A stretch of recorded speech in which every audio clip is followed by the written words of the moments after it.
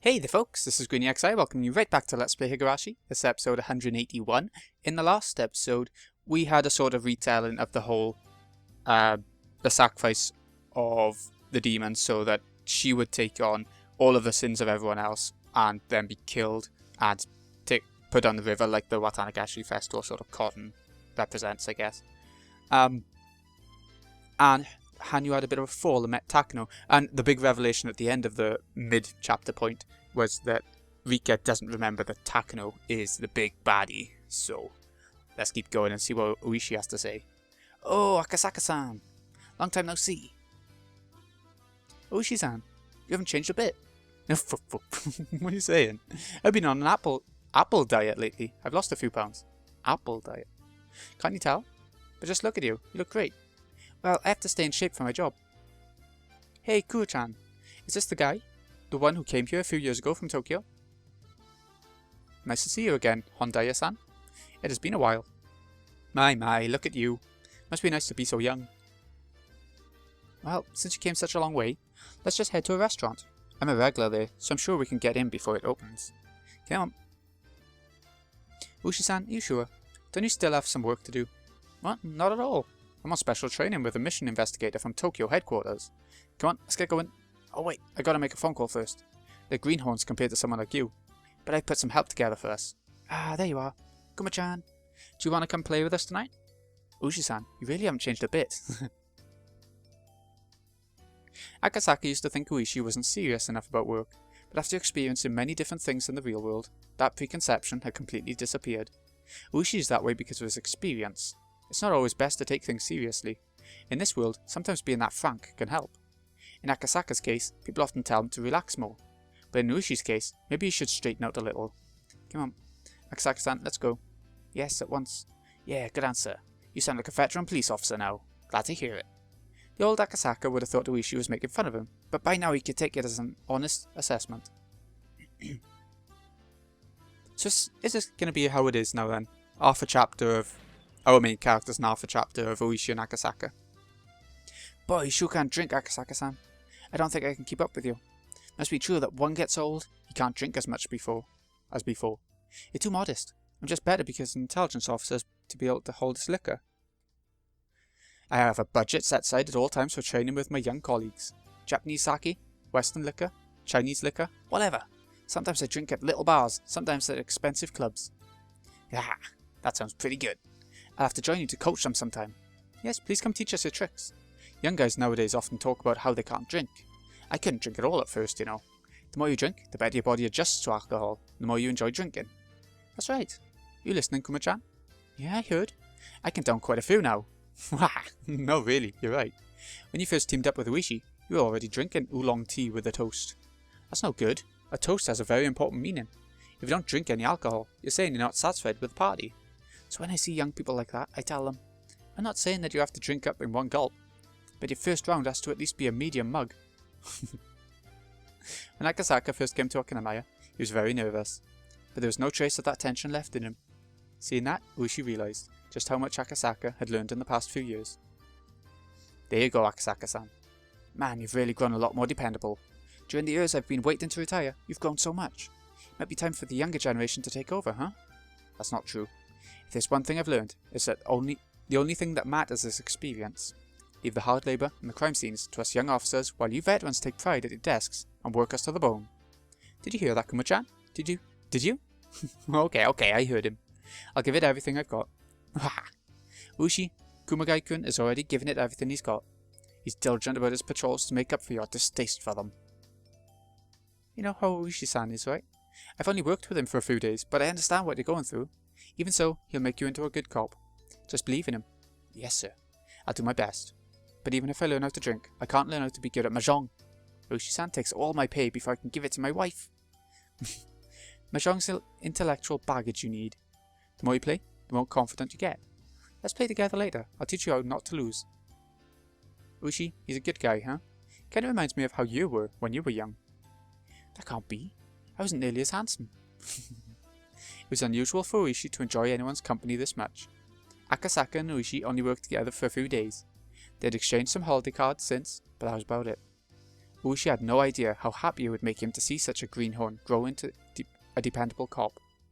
Ushi always thought he wanted to be active until the day he retired, but after seeing such a dependable colleague, he began to think that maybe it was time for him to step down. Ushi and Akasaka enjoyed the reunion more than they thought they would. The owner of the place was bringing the electric sign inside. All the chairs were up on the tables, and the owner's wife was cleaning the floor. There was nobody else around. Judging by the clock, it was almost 3 a.m. This is a reunion, right, Kuro-chan? Take your time, okay? Just wake me up when you leave so I can lock the door. Sorry about this. Thank you. There won't be anything else open at such a late hour. Uishi and his colleagues still wanted to talk, so he decided to stay. Kumagai couldn't fight his sleepiness and was nodding off. They were talking about Akasaka's job. Akasaka works at the department specializing in public safety. Uishi and the others were interested in all his stories of danger and bravery. Anyway, I want to meet with Rika Furude. Ah, here we go. The main reason. By Rika Furude, you mean the orphaned daughter of the Furude family? Orphaned? What happened to her parents? Rika Furude had predicted that there would be an incident in Hinamazawa every year for the following 5 years. Her parents, according to her, were supposed to be killed on the 3rd year running. Yeah, it was the 3rd year of the curse of Oishiro-sama. 1981, must have been. The Furude couple died rather suspiciously. It was 3 years after you came to Hinamazawa, Akasaka-san. 3 years? Did it happen in June, 3 years after I visited? Yeah, that's about right. Why? Is there something about it that bothers you? Akasaka shut his eyes tightly to chase away the alcohol in his brain and tried to remember the girl's prediction. He had, after all, come here to confirm it. I came here in 1978.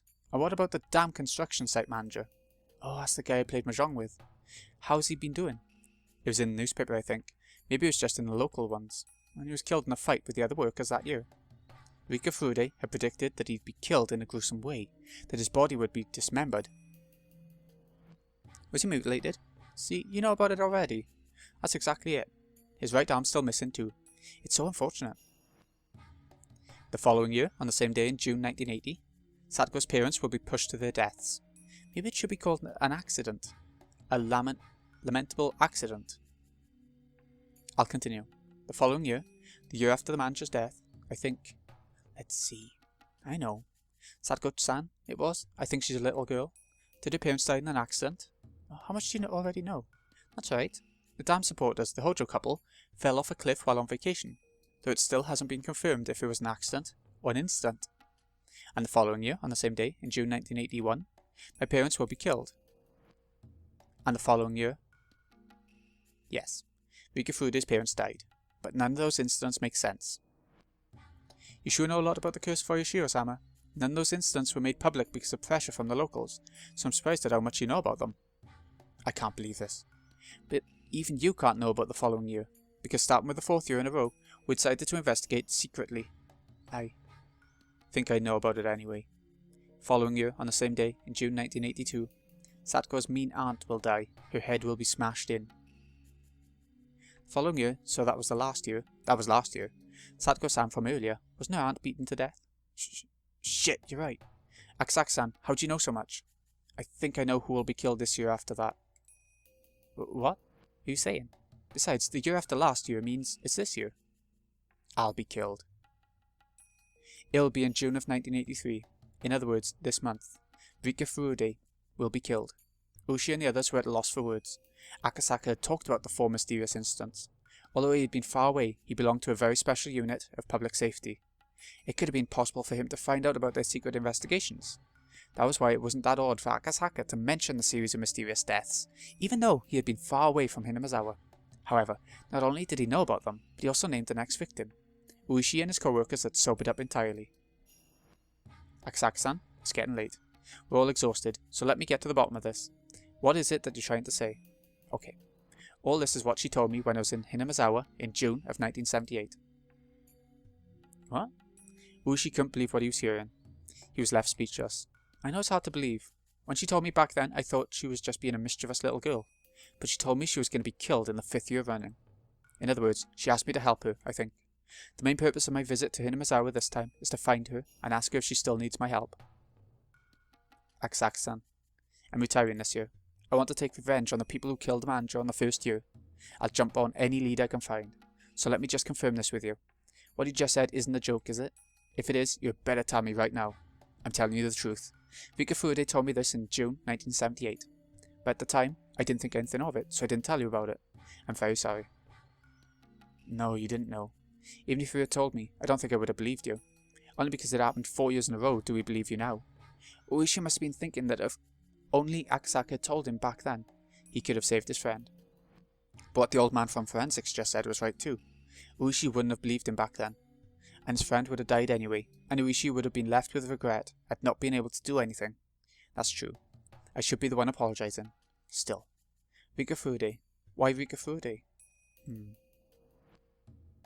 I don't know exactly what's going on in Hinamizawa right now. I read in the papers that the dam construction plan was halted indefinitely. That's why I assumed Hinamizawa was peaceful now. The dam conflict's over, yeah. But starting the following year, these mysterious deaths, known locally as the Curse of Oyashiro-sama, started to occur annually, and it played out just like you said. I think she's entrusted me with something extremely important. Ushi-san, let me ask you, do you think it's possible for Rika Furude to be killed this year? They say that the Furude couple was held in low regard for being so passive during the dam conflict. That might be the reason why the curse fell upon them in the 3rd year. So I do think that Rika Furude's death, it's possible, isn't it? Uishi nodded slowly. I'm gonna try to get in touch with Rika Furude tomorrow. I think the best thing to do is talk to her directly. Can I come with you, Akasaka-san? This story about Rika Furude sounds like something very important for me too. My. You've come bearing quite the incredible gift. I'm getting a bit intrigued myself. I never thought I'd see the day when all the mysteries were solved. Well, I have some questions too. For instance, why did she tell me something that important? If she wanted help, why didn't she ask the local police? Why me, a guy on a business trip from Tokyo? I bet she doesn't have faith in the local police. I'm a little unrefined. Rika-san probably doesn't trust me. Besides, there are people with connections to the Sonsaki family at the Okinamaya PD. In other words, she trusted me, the guy who came from Tokyo, more than anybody. Yeah, I guess. If that's the case, Ushi-san, please don't tell anybody else about this. Of course I won't. Anyway, let's head directly to Hinamizawa tomorrow and have a talk with Rika-san. We can start from there. Yeah, they're going.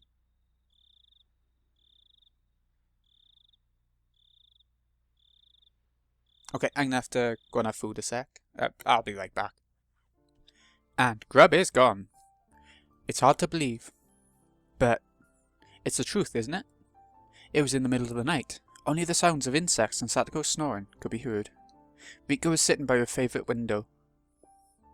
Yes, Takano is the one who killed you, Rika. You and I both saw it. You tried so hard to remember Takano's face. Even if she cut your stomach open, you burnt her face into your memory while enduring all the pain. That's a horrible way to die. I'm glad I don't remember, but I can see it. That's the kind of death Takano would prefer. Oh, still, I don't get it. Why would Takano kill me? I'm the Queen Carrier, and if I die, a disaster will occur, right? Isn't that why the Area Institute and the Mountain Dogs are protecting me? Then why would Takano, their leader, have me killed? Sorry, that was a useless question. Takano killed me. That's the truth, and your motive doesn't matter, does it? But still, why Takano? Although she just said that the motive didn't matter, Rika went back to the same question.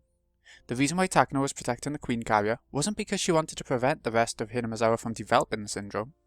It was because the Queen Carrier was an extremely valuable subject of her research. Then considering that value, why did she kill the Queen Carrier with her own 2 hands? Is Takano my only enemy? Oh, the Mountain Dogs are after you too. I don't know if Iria is your enemy or not, but I don't think he is. Takano and the Mountain Dogs are my enemies? You gotta be kidding me. How can we possibly win? There's no way. Unless there's a miracle of some kind, we can't fight against people like them. Besides, Watanagashi is this Sunday. I'll be killed on the 22nd. It's in about a week or so, right? How can we beat them in such a short amount of time? Should we try going after Takano with a metal bat? That won't work. She's only one of them. Even if we take her out, the Mountain Dogs will still get us. What do we do? What should we do? I don't know either. But... We didn't even know our enemy before now. This time we do. There must be something that we can do. This was the first time in a long time that Hanyu had spoken so positively. Rika was startled for a moment, and realised that she was losing her cool. She took a deep breath and tried to calm herself down. She was still confused that Takano was the culprit. Rika had always thought of Takano as her ally. There were, after all, many reasons why Takano should treat her well. Rika couldn't even think of one reason why Takano would want to kill her. Still, Takano was always thinking about bizarre things. There was no guarantee that a crazy idea of hers couldn't become a motive. So that means, if Tomotaki is killed, then is he an ally? I think he is. That's an idea, Rika. You should talk to Tomotaki. Takano was accompanied by the mountain dogs because of an organization named Tokyo. So, could Rika ask for help only from someone affiliated with that organization? In that case, Tomotaki was the only one she could talk to about the issue. Although Irie might also be worth having a talk with. But then, that was why she needed to know. She needed to know why Takano wanted to kill her. Unless she could explain that, they probably wouldn't even believe her. Besides, Tomotaki was in love with Takano. He wouldn't doubt her so easily. Irie seemed to be keeping a little distance from Takano. He might be a little more inclined to believe. But as someone who was simply a doctor, he knew little about Tokyo. He might end up being useless to Rika. Then, should she call the police? No way, definitely no way. There was no way they would believe her. If she were to make a call and say that a strange organization named Tokyo was trying to kill her, they would think she was crazy. Then what could she do? How could she save herself? The scariest people in Hinamazawa were coming to kill her. How could she run from them? How could she fight them? How?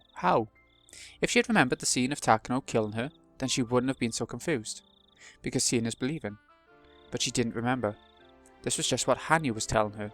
She didn't want Takano to be her enemy. This was a truth she didn't want to accept, so she was tempted to just say that this was all simply Hanyu's delusion. Calm down, Rika. We learned in our past life. Don't you remember the previous world? The previous world? Do you mean the one where Renna spread gasoline all over the school and locked everyone inside? No. The world after that. Don't you remember? In that world he came back. Teppei Hojo did. That's the worst possible world. No matter what we do, the counsellors won't do anything. Sadako goes insane within a few days. Someone from our circle of friends developed the syndrome and attacked Teppei, right? No. In the previous world, we all went to the Child Consultation Center and saved Sadako. In that world, Keiichi taught you so much. He taught you that you have to believe, otherwise a miracle won't occur. And he also said that if everyone believes, our wishes will definitely come true. That sure is something Keiichi would say. But that's great. To defeat the world where Teppei returns, we couldn't do anything about that world, even once before. Do you know how Keiichi and the others in that world made a miracle happen? They talked to everyone. They didn't convince themselves it was useless or agonize over it by themselves. They asked everyone for help. That's how they brought about a miracle. Everyone? So you want me to talk to Keiichi and the others about Takano? Do you really think they would believe me if I told them an organization like Tokyo was after me? Yes, they will. They did in the previous world. Why won't you believe me, Rika? Sorry. It's not that I don't believe you. You saw it, so it's the truth, isn't it? I had no idea how frustrating it would be, not to remember it by myself. Anyway, you and me going on and on about this won't solve anything. We don't have enough power on our own. But we have our weapon. That weapon is the truth. We don't know her motive, but we know that the culprit is Takano. So this is a very good start, compared to all the other worlds. But why? Why can't you remember it, at the very end? Hanyu ground her teeth remorsefully. She saw the truth just a short time ago, so she couldn't believe that Rika didn't remember anything. If it was something she had seen herself, then she wouldn't even need a motive. But she hadn't, and that was why she couldn't understand. Why was her memory missing even when Hanyu's memory was still intact?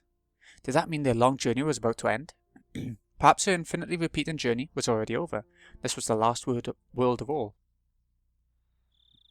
Whew. I thought this world was odd, since everyone could see you, and you even transferred to our school. But now I can really see how strange of a world this is. There's nothing strange about it. This is just the final world, that's all. I came to this final world so we can gather all our powers. I'm not a bystander here. I'm your ally. I see. You're no longer a bystander, huh? I've decided not to be afraid anymore. I'm not afraid, and I'm going to believe with all of you. And a miracle will happen. This is a world we can bet on this June of 1983. Rika and Takano are fighting. If Rika doesn't defeat her enemy in time, she will lose. Takano has many powerful pieces, like the mountain dogs. Rika will need a lot of more pieces to be able to defeat her. So unless Rika asks for help from many people and gathers an equal number of pieces, the game won't even begin. We've learned the rules of this game board by playing the game repeatedly. It's like a game without a manual. But we've learned the rules, now we know how to fight. We're ahead in the game because we already know what pieces our enemy has. Rika, you have to get busy. We only have 1 week before Watanagashi. We had 2 weeks in the previous world, but we only have 1 week in this one. In other words, this is our final chance. Okay. Rather than grieving over what I don't remember, I should be grateful that you do, because if you didn't, this final world would end while we ran about in confusion. Also, if I talk to Kaiichi and the others in the right way, maybe they'll come up with some good ideas. Because he was the one who fought with Rena in that previous world. And when the school was about to explode, he brought her back. Exactly. Anyway, let's go talk to anyone we can find. We're too weak by ourselves. Let's gather people and think about what to do. We have to take our first steps towards the miracle. And we have to do that within a week. Hanyu had never encouraged her like this before. She had always pretended to be a bystander. She never wanted to go through the pain of failure, so she never had expectations for anything. But now she was trying to intervene in this world so passionately and proactively. According to Hanyu, there had been another world after the one in which Rena occupied the school. Apparently, Kaiichi really inspired her in that world. Rika had nothing to lose. She had to talk to whoever she thought she could trust. And whether she tried or not, she had only a very short time left. She decided to do whatever she possibly could until that time arrived. She would never again act like it was cool to sip wine pretending to be a witch as the end closed upon her.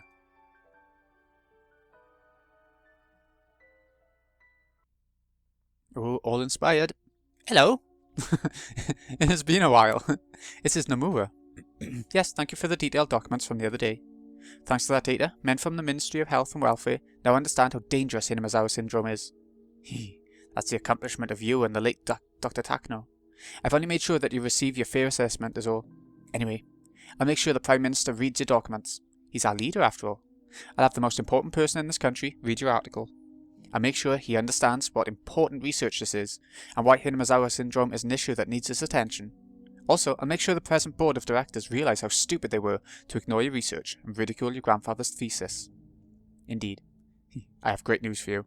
We've decided that after the operation is completed, the actual location will be isolated and shut down, and another department of the SDF will take over the research. You'll be welcome there, and you'll be able to continue research for as long as you want, without worrying about political factions or funding. That's all thanks to the generous client who wants to reward you for your hard work. You'll be given the position of director, so you can devote yourself to your research.